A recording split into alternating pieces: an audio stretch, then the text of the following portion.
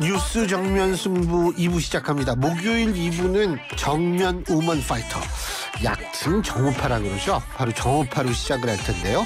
자, 오늘도 함께해 주실 두 분 소개해드리겠습니다. 먼저 국민의힘 김행 비대위원 나와 계십니다. 어서 오십시오. 안녕하세요.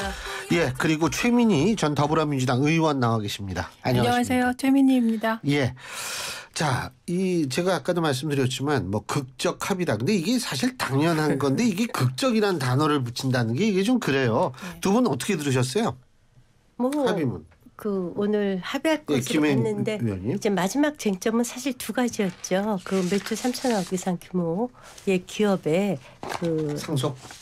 아니요, 법인세 3%, 법인세 3% 인하 부분.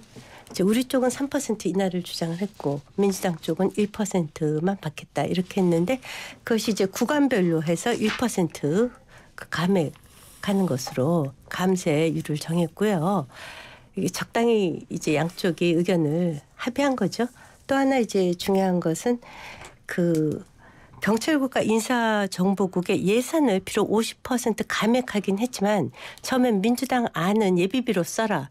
이것은 이제 경찰국과 인사정보국을 법적으로 인정하지 않겠다. 그런 뜻에서 저희가 완강히 거부했는데 예산안에 집어넣어 줬다는 것은 정부 조직법 통과 시에 민주당 쪽도 협조하겠다라는 의사로 읽혀지고요. 전체적으로 봐서는 4.6조 정도 감액하지 않았습니까? 그래서 저희가 이제 지난 정부로부터 약 1,000조의 부채를 받았기 때문에 부채는 늘리지 않고 건정 재정 운영을 하겠다는 쪽에는 여야가 다 같은 뜻을 보여준 것으로 보입니다. 예, 최민희 의원께서. 우선 국회가 늘 국민적 고뇌이잖아요. 예산안 하나도 제때 통과 못 시키는. 일단 예산안을 통과시킴으로써 국민 걱정을 덜어줬다. 이 측면에서 긍정적으로 평가합니다. 그리고 사실 종부세가 국민들 일부는 관심이 많았을 텐데 이건 일찍이 합의가 거의 다 됐었어요. 네, 그래서 1가구 2주택까지는 이제 뭐 크게 세율을 올리지 않는 걸로 3주택부터 약간의 이견이 있었는데 그 부분은 국민의힘이 양보한 것으로 보입니다. 그리고 나머지 말씀하셨고 근데 이제 법인세 1%하고 이 경찰국 등 문제는 사실은 박홍근 원내대표가 내부 회의에서도 굉장히 소신이라고 이건 양보 못하겠다 했던 부분인데 이 변곡점을 마련한 분은 국회의장이세요. 국회의장이 처음에는 3% 인하해서 2년 유예하자 이 안을 냈고요. 그다음에는 법인세 1% 인하안을 냈을 때 민주당이 이재명 대표의 결단으로 받았죠. 그걸. 그러면서 이제 그때 법인세에 대해서 민주당 내부에서는 사실 원칙론자들이 민주당에 많지 않겠습니까? 근데 이제 그런 부분이 정리됐고 저는 사실 경찰국에 대해서 가장 걱정했습니다. 이 부분이 워낙 여야가 첨예하게 붙었고 민주당 입장에서는 경찰국의 존재를 인정했을 때 시행령 독재 우려가 있다고 정말 이건 안 된다고 했던 부분인데 이제 50% 예산 삭감으로 합의한 것은 이것도 박홍근 원내대표 아마 내부의 원칙론자들에게 굉장히 후달릴 것 같습니다. 지금 이 부분이 굉장히 중요한 말씀이라고 저는 생각을 하는데 아까 김행 비대위원께서도 그런 말씀하셨잖아요. 적당히 합의. 이거요. 박홍근 원내대표나 주호영 원내대표나 당 돌아가면 또 엄청나게 치이고 막 이렇게 되는 거 아니에요? 어떻게 보세요? 오늘 아침 저희 비대위 회의에서 정말 누구도 이제 원내대표 하기 싫겠다. 주 대표 너무 고생 많이 했다. 왜냐면 바깥에 가서 열심히 또 하고 나면 당 안에 와서 또 깨지고 아마 박홍근 원내대표 마찬가지였을 거예요. 그래서 지금처럼 왜냐면 정권은 바뀌었고 정부는 우리 당 쪽에 있고 또 의석수는 민주당이 많고 여소야대 전국이 입법 권력은 이제 민주당이 그렇죠. 여소야대 전국에서 원내대표를 한다는 건 지옥 같은 일 같아요. 또 이번에 또 막 박홍근 원내대표도 막 당에 들어가서 또 막 정말 깨지고 이러는 거 아니에요? 네, 그럼에도 불구하고 저는 예산과 관련해서는 야당이 예산안을 발목 잡아서 재미 본 경우가 없습니다. 네, 그래서 개인적으로 저는 우리 지지자들이 비난하더라도 법인세도 이렇게까지 강경하게 나갈 필요가 없다는 입장이었어요. 개인적으로는. 그런데 또 이게 신념화된 경우에는 어렵지 않습니까? 그래서 박홍근 원내대표가 보기에는 부드럽지만 사실은 내면적으로 강한 분이세요. 예. 그런데 아마 본인을 설득하는데 일단 굉장히 어려웠을 것 같고 그리고 원내대표단이 좀 이렇게 개혁적이고 강한 분들로 꾸려져 있거든요. 그러니까 아마도 원내대표단 설득부터 힘들었을 거다 이렇게 보입니다. 근데 그거보다 더 무서운 게 있잖아요. 국민의 눈. 그렇기 때문에 내일 오후 6시에 통과시킨다니 그때까지 아무 일도 없었으면 좋겠는데 저희가 여당을 해봤으니까 저는 주호영 원내대표는 사실 당내뿐만 아니라 대통령실과 정부와도 협의를 해야 되기 때문에 사실은 이번에는 좀 더 점수를 준다면 전 주호영 대표에게 주고 싶습니다. 아이고, 아니 근데요, 진짜 제가 이렇게 듣기로는 뭐 네. 제가 뭐 잘 아는 분들이 아니라서 들은 바로는 주호영 원내대표나 박홍근 원내대표나 다 평이 좋더라고요. 예. 그러니까 이게 각 정당을 초월해서 나름대로 이제 평이 좋은 분들이어서 그러니까 더 걱정이 되는 거예요. 이것도 괜히 합의해서 돌아가가지고 막 숙명이죠. 그 원내대표의 숙명이죠. 엄청나게 막 네. 이렇게 되는 거 대신 이제 아닌가. 그 뭐 야당이 주장하는 소위 말하는 이재명 표 예산이라고 하는 지역 화폐 예산 받아주지 않았습니까? 이거 전액 삭감 주장했었는데 이것 때문에 주호영 원내대표가 아마 당에서 상당히 곤혹스러울 겁니다. 근데 참, 제가 걱정할 일은 아닙니다만, 그래도 사람들이 다 착해 보이는 분들인데, 이거 고생하시면은. 네. 자, 이제 아까 지금 김행 비대위원께서 그 이재명 대표 말씀하셨는데, 지금 그 이재명 대표가 결국 검찰이 소환하겠다. 지금 이렇게 나왔죠. 그게 아마 성남 FC 문제 때문일 거예요. 이게 좀 사법 리스크가 좀 다양하기 때문에 그런데 자, 사법 리스크가 현실화된다. 뭐 지금 그런 얘기들 많이 나오잖아요. 인터넷에서. 어떻게 보십니까? 먼저 최민희 의원께서 말씀해 주시겠어요? 우선 저는 성남 FC 건으로 소환한다는 것 자체가 검찰로서는 참 면이 빠지는 거다. 이렇게 봅니다. 왜냐하면 마치 이재명 대표가 대장동의 그분인 것처럼 수백억을 어떻게 한 것처럼 막 몰아가다가 그쪽에선 성과가 없고 성남 FC 건으로 하는데 이게 이상한 게 제3자 뇌물죄를 적용한다는데 이게 제3자가 시민이세요. 성남 FC는 시민구단이거든요. 그러면 이게 어떻게 되냐. 그러면 이재명이란 그 시장은 뭘 얻었냐. 정치적 이득을 얻었다는 거예요. 이게 뇌물로서 성립될까. 그래서 이 부분은 좀 검찰이 면이 빠진다. 그래서 제가 다른 지자체는 어떤가 살펴봤더니 홍준표 의원님 지금 시장님인데 경남도지사 하셨잖아요. 그때 경남 FC와 관련하여 농협에서 5억, 넥션에서 5억, 두산에서 3억, 경남은행 등에서 1억 뭐 이렇게 받으셨더라고요. 경남에너지 1억, 경남은행 등에서 5억. 이런 경우가 다 어떻게 되냐. 그럼 정치적 이득 얻었잖아요. 그 확인. 이게 다 확인한 겁니다. 예, 이건 다 확인한 액수예요. 그래서 이건 이제 지자체들이 FC를 유치하려고 굉장히 애를 쓰거든요. 그러면 그 FC 유치하면서 그 지역의 기업들이 이런 식으로 뭐 넥션이 경남 FC에 5억을 후원하고 그거를 사진까지 찍으셨더라고요. 홍준표 전 도지사가. 그럼 이런 경우 전부 다 털어야 되는 상황이 되거든요. 그래서 저는 이 성남 FC 건으로 소환하는 건 이건 좀 검찰이 없어 보인다. 알겠습니다. 그거 제가 설명드릴게요. 김혜미 의원님. 제가 한 달 반쯤 전에 그 홍준표 시장을 만났어요. 그래서 밥을 먹었는데 저보고 딱 저희 비대위 갔었는데 이재명 그 대표는 성남 FC로 제일 먼저 소환될 거다. 나머지는 그 이후에 줄줄이 이어질 것이다. 이렇게 얘기하시더라고요. 그러면서 그게 검사와 변호사의 차이다. 이러면서 얘기인즉슨 박근혜 대통령이 최순실이 받은 돈으로 본인은 받은 돈이 없지만 그 이득을 받다는 정치적 이득을 받다는 이유로 제3자 뇌물죄로 탄핵에 굉장히 중요한 법적 구성 요건이 됐어요. 그래서 당신은 경남 FC를 하면서 기업 후원금을 받을 때 후원업체를 다 불렀대요. 기자들도 다 불렀대요. 그래서 누구는 뭐 넥슨은 얼마 이렇게 다 내고 그 자리에서 공표를 했대요. 니네들은 내가 재임하는 동안 어떠한 혜택도 없다. 그래서 그걸 다 발표를 했대요. 왜냐하면 검사라. 이거 분명히 제3자 뇌물죄로 걸린다는 거예요. 그런데 이재명 씨는 이것과 관련해서 대표는, 이재명 대표는 죄송합니다. 이재명 대표는 이것과 관련해서 두산 건설의 용도를 변경해 줬어요. 상업지역으로. 이것은 지자체 단체장의 그 결재가 없으면 불가능한 사항이에요. 그래서 그 수백억 대의 토지가 수조대로 바뀌었습니다. 그리고 네이버 사업 같은 경우에 지을 적에 용도 건폐율을 늘려주는 바람에 후원금을 받은 이후에 그래서 이제 네이버가 상당한 특혜를 봐서 두 업체가 다 지금 검찰 조사를 다 끝마쳤죠. 그래서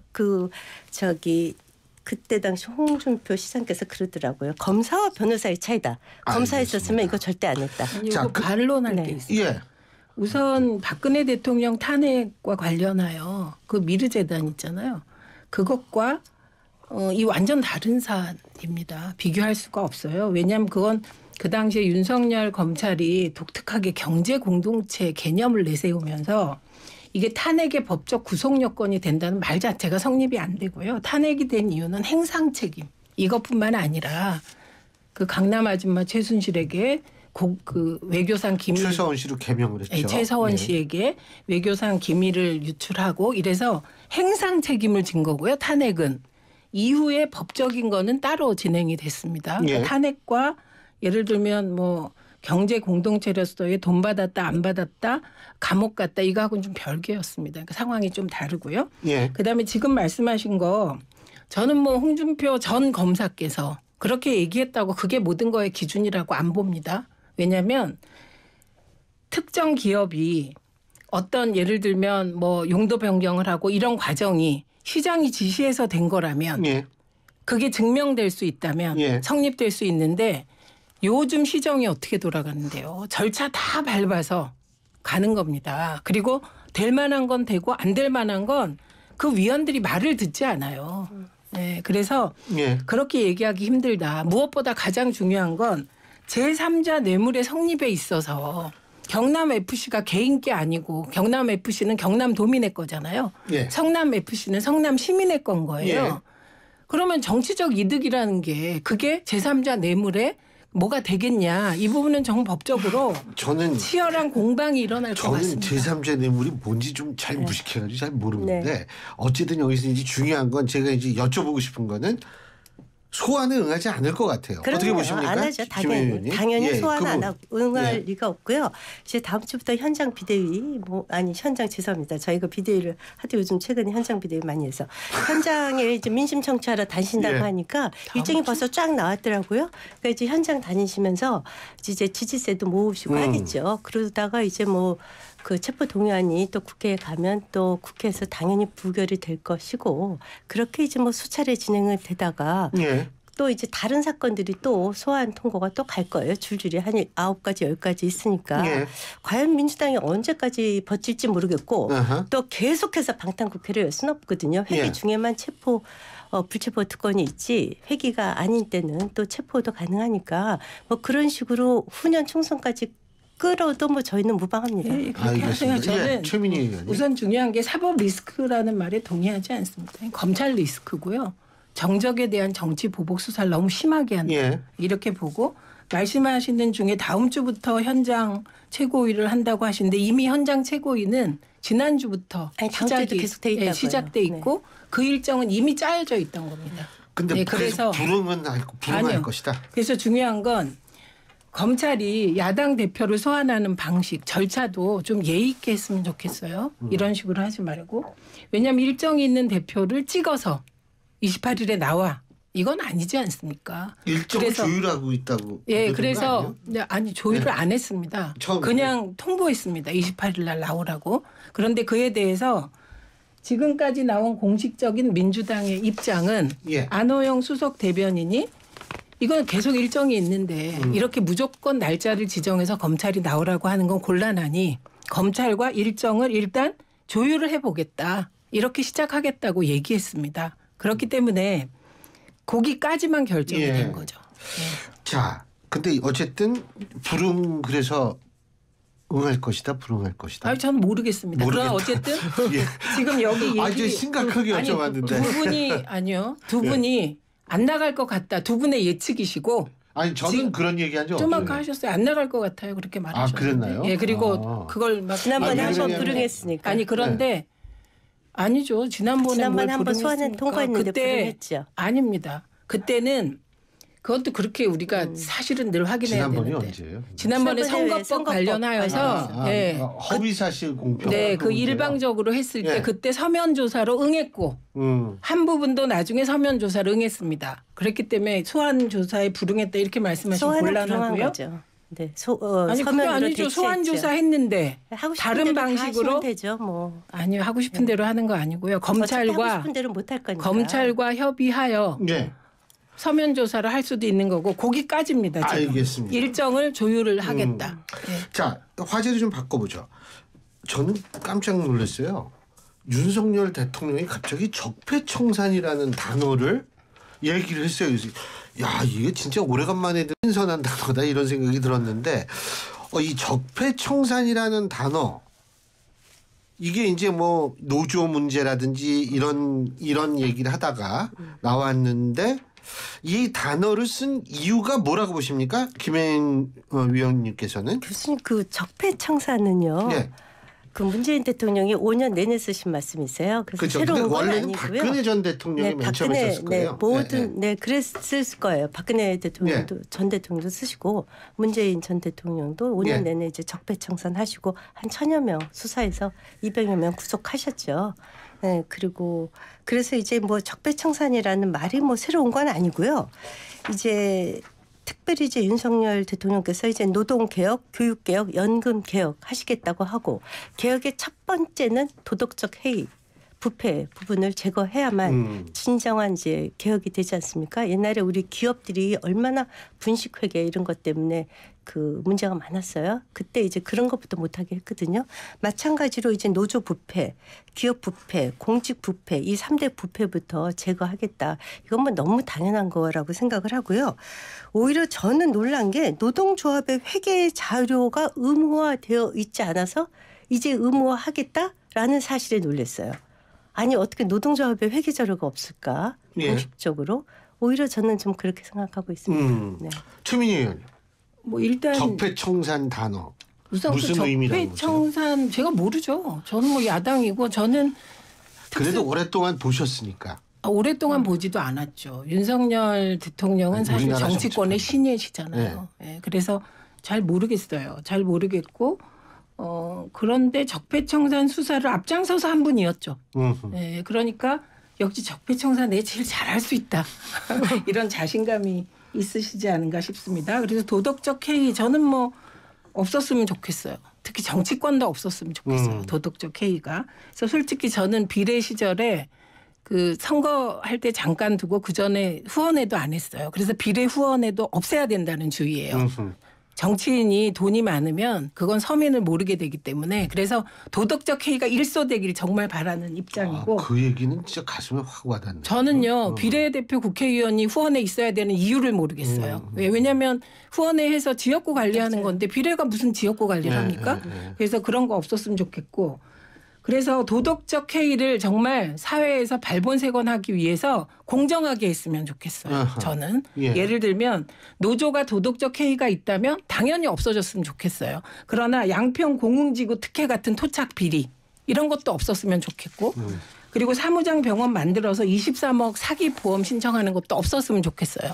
부자가 아주 뭐 수십억대 부자가 그 건강보험 7만 원 내는 이런 것도 없었으면 좋겠어요. 다 도덕적 해이 시스템으로 보장된 것 같거든요. 동의. 근데 그리고 저는 민주노총의 입장이 없나 봤어요. 그랬더니 제가 민주노총에 대해서 뭐 우호적이지도 않습니다. 민주노총은 정의당이나 민노당 지지했고 민주당 지지도 아니었어요. 그런데 정부가 얘기하는 민노총의 도덕적 해이 부분, 회계 문제랑 민노총이 주장하는 게 간극이 너무 큰 거예요. 그래서 일단 팩트를 알고 싶다. 그러니까 정부에서는 민노총이 최소한 수천억 원대의 회계이고 그리고 정부에서 100억 이상의 지원을 받는다가 전제로 보도가 다 되더라고요.